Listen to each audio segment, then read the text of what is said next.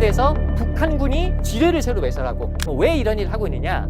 요즘 북한 주민들은 국가가 나를 먹여 살릴 거라고 생각하지 않거든요. 이건 말이 안 되는 얘기잖아요. 북한 주민들 보기에도 우리가 아무리 독재 체제지만 열몇 살짜리한테 군을 지도하는 후계자는 김주애다.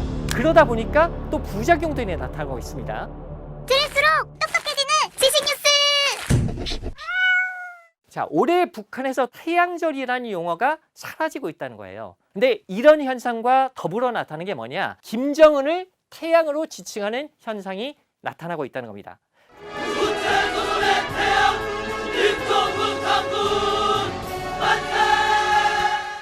태양으로 지칭되는 김일성을 일정 부분 지우고 김정은이 태양으로 부상하고 싶어한다. 김정은이 김일성을 넘어서고 싶어한다. 라는 의미로 해석이 될 수가 있는 거죠. 안녕하세요. 스프 컨트리부터 SBS 안정식 북한 전문 기자입니다.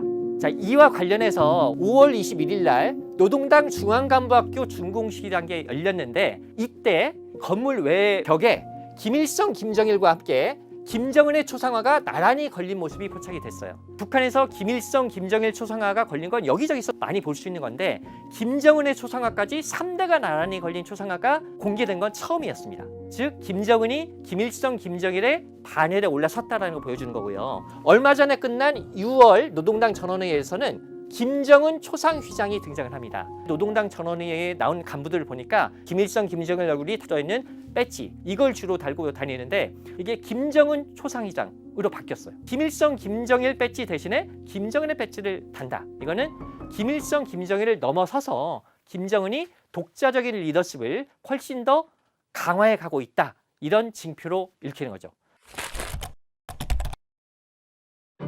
올해 3월 15일에 김정은 부녀가 항공 육전병 훈련을 참관을 했습니다. 이 항공 육전병이라는 게 우리식으로 말하면 공수부대 훈련을 참관을 한 거예요. 근데 북한이 공개한 사진을 보면 이날 하늘에서 바람이 굉장히 세게 불었던 것 같아요. 수송기에서 북한 군인들이 뛰어내리자마자 낙하산이 거의 수평으로 날아가는 게 보입니다.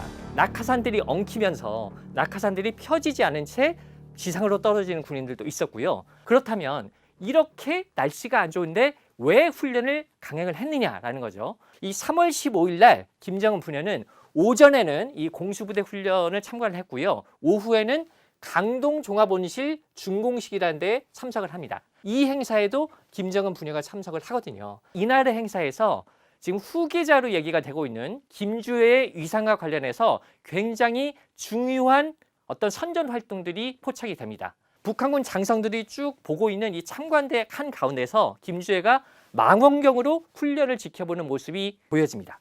자, 북한군 장성들이 서 있는 가운데에서 망원경으로 훈련을 참관한다. 이거는 최고 지도자가 하는 행동이잖아요. 근데 그 행동을 김주애가 함으로써 다음 후계자는 군을 지도하는 후계자는 김주애다. 이런 이미지를 만든 측면이 있고요. 또 강동종합온실 준공식에 갔을 때 북한 매체들이 뭐라고 보도를 했냐면 향도의 위대한 분들 이렇게 표현을 합니다.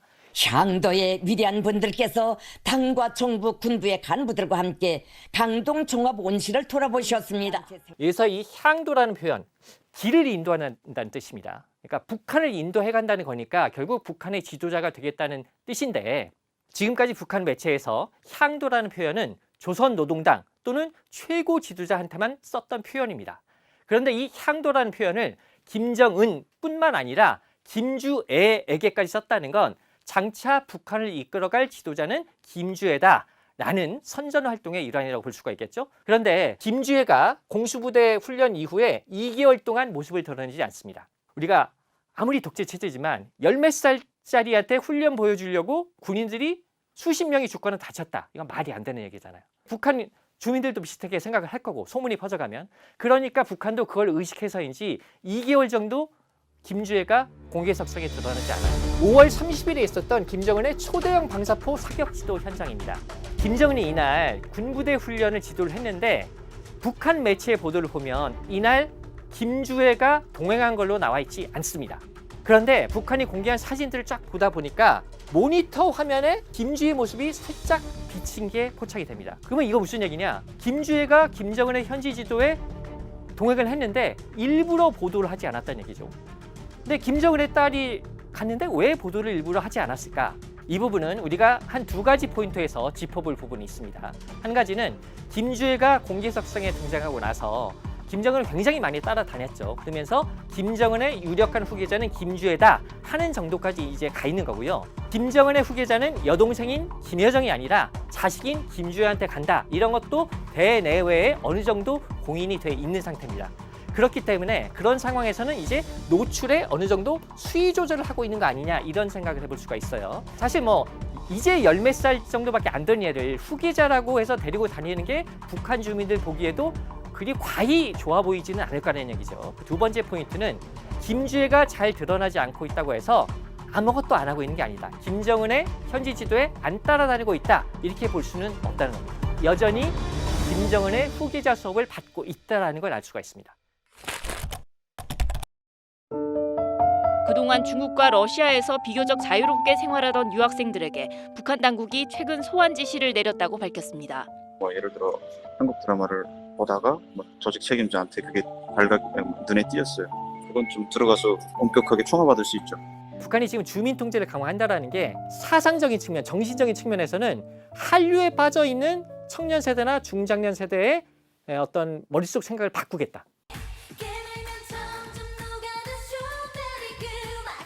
그래서 예전처럼 김일성 일가에 대해서 김정은에 대해서 절대 충성하는 쪽으로 머리를 뜯어 고치겠다는 측면의 통제가 강화되고 있는 측면도 있습니다. 올해 상반기에 한 민간단체가 입수한 북한 내부의 동영상 교육 자료를 보면 고급 중학교 학생, 즉 우리식의 고등학생이 남한 드라마 유포했다는 이유로 12년의 노동교화형을 선고받는 장면이 나옵니다. 외래문화재 유혹돼서 번결없이 돌아치다가 끝내는 자기 앞길을 망치고 말았습니다. 이른바 반동사상문화 배격법에 따른 조치인데요. 북한이 최근 들어서 반동사상문화 배격법, 평양문화보호법, 청년교양보장법, 이른바 3대 악법을 만들어서 남한 드라마, 영화, 노래 듣고 보고 유포시키고 남한 말투 배워주고 이런 거 하면 최대 사형에 처하도록 하는 엄청난 규제를 하고 있습니다. 법은 그런데 실제로 정말 죽이기까지 하겠어? 이런 생각이 들잖아요.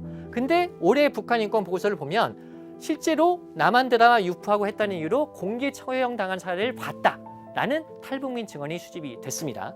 보다가 현찰에서 걸리면 총살까지 하는 그런 감회가 너무 심해졌고 19살, 20살, 23살 애들도 총살을 당했습니다. 그리고 이제 이것 말고도 전방위적으로 남한 문화를 단속하고 있는데 북한에서는 결혼식 날 신랑이 신부를 업거나 신부가 흰 드레스를 입어도 반동이다. 이런 교육이 행해지고 있다고 그래요. 남한 문화 따라한다는 거죠.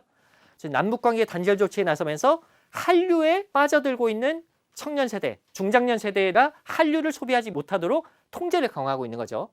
또 지난해 연말 노동당 전원회의에서 김정은이 남북을 적대적인 교정국 관계로 규정을 하고 나서 남북관계 단절 조치를 계속하고 있죠. 뭐 경의선, 동해선 도로에 지뢰를 깔고 철로를 아예 철거해버리고 가로등을 철거하기도 했습니다. 근데 최근 들어서 또 특이한 현상 중에 하나는 비무장지대 군사분계선 인근에서 북한군들의 작업이 굉장히 많이 증가를 했어요. 비무장지대에서 지뢰를 새로 매설하고 거기를 풀을 다 쳐가지고 황무지를 만드는 작업을 계속하고 있습니다. 왜 이런 일을 하고 있느냐? 북한군이 남쪽으로 귀순하는 걸 막기 위한 조치다 이렇게 보는 게 지금 일반적인 시각입니다. 그러니까 지뢰 매설하면 휴전선 넘어가기 어렵죠. 그리고 수풀이 우거져 있으면 북한군이 숨어서 내려오기를 감시하기 어렵잖아요. 근데 풀을 다 치워놓으면 잘 보일 거 아닙니까? 이런 것들도 종합적으로 보면 북한이 남북관계 완전 단절 조치에 나서면서 휴전선에서도 혹시라도 북한군이 남쪽으로 넘어가거나 하는 이런 조치를 차단하기 위한 단절 조치를 하고 있는 게 아니냐 이렇게 좀 해석이 됩니다. 내부 통제를 강화하는 목적도 있는 것으로 알고 있습니다. 지뢰나 불모지 작업 또 전술도로 이런 것까지 다 종합적으로 판단했을 때 그러한 목적이 있다는 것입니다. 김정은은 계속 이제 자기의 그 무상화를 굉장히 강조를 하고 있는 상황이고 근데 실제 주민들의 이 진짜 먹고 사는 게 지금 없는 거잖아요. 이 문제는 지금 뭐 어떻게 해결이 되고 있는 건가요? 김정은은 뭐 일단 본인 생각으로는 지방 주민들의 생활 수준이 안 좋으니까 올해 들어서 김정은이 북한 대내 정책으로 가장 중점적으로 또 발기하고 있는 정책이 지방발전 정책입니다. 이른바 지방발전 20곱하기10 정책. 매년 전국의 20개 시군에 현대적인 경공업 공장, 옷 공장, 식료품 공장 이런 걸 만들어서 10년 안에 지방 주민들의 생활 수준을 한 단계 향상시키겠다는 정책입니다. 그래서 올해 첫 해로 실제 20개 지역에서 공장이 건설되고 있어요. 전국에서 군인 수만 명이 투입돼서 20군데에서 공장을 짓고 있습니다. 지휘관들, 군인 건설자들이 우리 당의 수건 사업을 실현하기 위한 투쟁에 총분기하여 근데 이제 이 중요한 건 공장이 완공되면 공장이 돌아가야 될 거 아니에요. 근데 이 부분에 대해서 김정은이 뭐라고 했냐면 공장은 중앙에서 건설해 주는데 운영하는 건 지방의 행정경제 일꾼들이 알아서 해야 된다라고 얘기를 합니다. 그리고 지방의 행정경제 일꾼들이 운영을 못해서 물건을 못 만들어내면 그거는 죄악이다라고까지 얘기를 합니다. 처벌받는다라는 경고라고 봐야 되겠죠. 그러니까 이제 북한이 얘기하는 이 경공업 공장의 원료는 기본적으로 다 밭에 작물을 심어서 마련하라는 거예요. 그러다 보니까 또 부작용들이 나타나고 있습니다. 대표적으로 북한판 파묘 현상들이 나타나고 있어요. 지금 북한의 각 지역별로 중앙에서 이제 지시가 내려오니까 원료 부지를 확보하는 게 큰 과제예요. 그러다 보니까 동네에 있는 공동묘지까지 수용을 했다는 거예요. 대북 소식통은 파묘된 묘지의 유골들은 가족들이 산에서 화장하거나 당국이 일괄 화장하고 있다며 주민들의 원성이 크다고 전했습니다. 그리고 주민들한테 할당을 줍니다. 씨를 주고 가을에 수유나무 피마주 얼마씩 받쳐. 근데 어디다 심겠습니까? 북한 주민들이 되게 산에 불법적으로 개간한 토지, 소토지라고 부르는 거기에 옥수수 같은 거 심어서 부족한 식량을 보충하고 먹고 삽니다. 옥수수 심던 자리에다가 수유나무 피마주를 심어야 되는 거예요. 그러다 보면 북한 주민들 입장에서는 당장 먹고 사는 게 중요한데 옥수수 심을 땅이 줄어드니까 불만이 생겨날 수밖에 없겠죠. 그러니까 이제 북한 같은 독재 체제에서는 김정은이 한마디 하면 토를 날 수가 없잖아요. 김정은은 뭐 어떤 대대적인 공장 건설을 통해서 지방 주민들의 생필품 문제를 해결해 주겠다라고 하고 있지만 현실적으로는 여러 가지 지금 난관이 있고 잘 안 돌아가는 부분이 있는데 그런 것이 제대로 보고되지는 않을 것 같고요. 이런 부분들이 올해 내년 지나가면서 어떤 식의 부작용들로 드러날지는 좀 지켜봐야 될 대목인 것 같습니다. 올해 북한이 수차례에 걸쳐서 오물풍선을 남쪽으로 살포를 했죠. 자, 근데 이제 우리 통일부가 오물풍선에 들어있는 내용물을 분석을 해봤어요. 소위 쓰레기를 모아서 보내는데 뭐 양말, 뭐 장갑, 마스크 이런 부설기가 왔는데 양말은 보니까 몇 번씩 꿰맨 거 그리고 장갑, 마스크도 옷감을 덧대서 만든 이런 것들이 들어있었어요. 그러니까 북한의 어려운 경제 상황이 그대로 드러났고요. 또 이제 여러 가지 뭐 퇴비 같은 흙도 막 집어넣어서 보내는데 그 토양에서 기생충이 검출이 됐습니다. 그리고 사람 유전자도 검출이 된 걸로 봐서 이 기생충이 인분에서 유래된 걸로 보인다라고 지금 분석이 됐습니다. 이렇게 되는 이유는 북한은 비료가 부족하잖아요. 화학 비료가 부족하니까 인분을 퇴비로 많이 활용하거든요. 근데 이제 사실 북한 주민들이 먹고 살기 힘든 문제는 어제 오늘의 얘기는 아닌데요. 90년대 중반에 이른바 고난행군 시기라는 게 있었죠. 90년대 중반까지만 해도 북한 주민들이 북한 당국을 믿고 있었어요. 그러니까 북한과 같은 사회주의 국가는 배급제 국가잖아요. 당시만 해도 북한 주민들이 국가에서 먹을 걸 해결해 주겠지 하고 기다리고 있다가 그냥 굶어 죽은 거예요. 근데 이제 그런 시기들이 거치면서 요즘 북한 주민들은 국가가 나를 먹여 살릴 거라고 생각하지 않거든요. 그래서 스스로 먹고 살아야 되니까 거의 다 장사를 한단 말이에요. 다만 올 들어서 갈수록 또 북한 주민들의 민생고가 심해지는 이유 중에 하나는 최근 들어서 북한의 추세는 경제 부분에서도 통제를 강화하는 추세로 가고 있습니다. 그러니까 시장에서 맘대로 장사하고 물건 사고 파는 거를 계속 당국이 통제하려고 하고 있어요. 식량 부분도 예전에는 장마당에서 자유롭게 소통이 됐는데 지금은 양국 판매소라는 곳에서 북한이 식량을 다루고 다른 곳에서는 식량 판매를 금지시켰다 이런 얘기도 나오고 있거든요. 그래서 식량 구하기가 더 힘들어졌다는 얘기도 있고 더 먹고 살기 힘들어진 그런 측면도 분명히 있는 것 같습니다. 자, 올해 상반기 북한 상황을 좀 종합해 보면은요. 자, 김정은의 공개 활동이 올해 상반기에만 한 63차례 정도로 집계가 됩니다. 이 63차례의 공개 활동 중에 군사 분야 활동이 상당히 많이 있고요.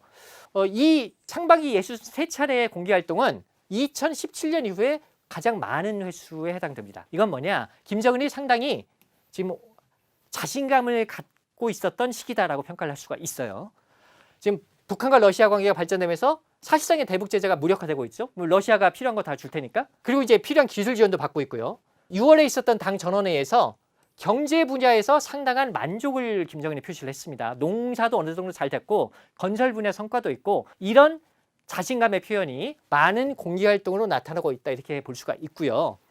이것과 한편으로 이런 자신감 속에 김일성의 그늘에서 벗어나서 김정은 자신의 독자적인 리더십을 강화해 가려고 했던 시기다라고도 평가할 수 있을 것 같습니다. 그리고 이와는 반대쪽 한편으로 주민들에 대한 통제는 갈수록 강화되고 있고 먹고 살기 힘든 민생고는 여전하다라는 게 올 상반기 북한의 상황으로 종합될 수 있을 것 같습니다. 오늘 교양회를 부탁해는 여기까지였습니다.